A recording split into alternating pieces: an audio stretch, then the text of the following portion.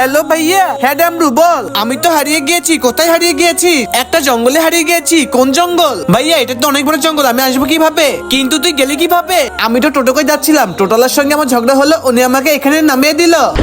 আরে ভাই কি হয়েছে জানি না, ডামরু মনে হয় জঙ্গলে হারিয়ে গিয়েছে। আচ্ছা তাই নাকি? ভাই জলদি করে আমাকে ফোন দে তুই। আরে ডামরু তুই একটা কাজ কর, ওখানকার একটা ছবি তুলে পাঠিয়ে দে আমার কাছে, ঠিক আছে ভাইয়া?